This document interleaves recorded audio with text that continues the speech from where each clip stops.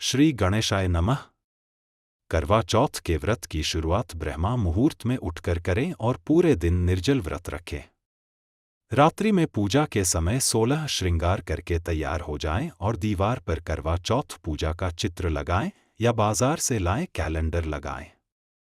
चावल के आटे में हल्दी मिलाकर एक चिन्ह बना लें और इससे जमीन पर 7 गोले बना लें। इस चित्र के ऊपर जमीन में बने इस चित्र को रखें और इस पर नया दीपक लगाएं। आप करवा में 21 सीवन डाल दें और करवा के अंदर खील बताशे, चूरा और साबुत अनाज डाल दें। करवा के ऊपर रखा दीपक जलाएं। इसके पास मैदा, मीठा हलवा, खीर, पकवान और भोग की सारी सामग्री रख दें। इस पूजा में मुख्य रूप से चावल के आटे का प्रसाद बनाया जाता है और इस प्रसाद को व्रत तोड़ते समय पानी के बाद सबसे पहले सेवन करना चाहिए। करवा के साथ साथ आप सुहाग का सामान भी चढ़ा सकते हैं। यदि आप शहद चढ़ा रहे हैं तो 16 श्रृंगार करें।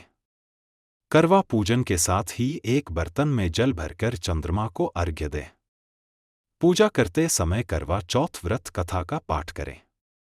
चांद निकलने के बाद पति को छलनी से देखें और फिर चांद देखें। चंद्रमा को जल चढ़ाएं और पति की लंबी उम्र की प्रार्थना करें। अगर आप यहाँ बताई गई विधि से करवा चौथ की पूजा करते हैं तो आपके पति के साथ अच्छे संबंध बने रहेंगे और घर में सुख समृद्धि भी बनी रहेगी। करवा चौथ व्रत कथा। पतिव्रता करवा धोबिन की कथा। पुराणों के अनुसार करवा नाम की एक पतिव्रता धोबिन अपने पति के साथ तुंगभद्रा नदी के किनारे स्थित गांव में रहती थी। उसका पति बूढ़ा और निर्बल था। एक दिन जब वह नदी के किनारे कपड़े धो रहा था तभी अचानक एक मगरमच्छ वहां आया और धोबी के पैर अपने दांतों में दबाकर यमलोक की ओर ले जाने लगा। वृद्ध पति यह देख घबराया और जब उससे कुछ कहते नहीं बना तो वह करवा करवा कहकर अपनी पत्नी को पुकारने लगा। पति की पुकार सुनकर धोबिन करवा वहां पहुंची तो मगरमच्छ उसके पति को यमलोक पहुंचाने ही वाला था। तब करवा ने मगर को कच्चे धागे से बांध दिया और मगरमच्छ को लेकर यमराज के द्वार पहुंची। उसने यमराज से अपने पति की रक्षा करने की गुहार लगाई और बोली, हे भगवान, मगरमच्छ ने मेरे पति के पैर पकड़ लिए हैं। आप मगरमच्छ को इस अपराध के दंड स्वरूप नरक भेज दें। करवा की पुकार सुन यमराज ने कहा, अभी मगर की आयु शेष है, मैं उसे अभी यमलोक नहीं भेज सकता।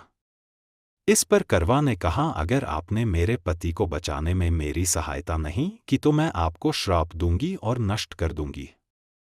करवा का साहस देख यमराज भी डर गए और मगर को यमपुरी भेज दिया। साथ ही करवा के पति को दीर्घायु होने का वरदान दिया। तब से कार्तिक कृष्ण की चतुर्थी को करवा चौथ व्रत का प्रचलन में आया, जिसे इस आधुनिक युग में भी महिलाएं अपने पूरी भक्ति भाव के साथ करती है और भगवान से अपनी पति की लंबी उम्र की कामना करती हैं।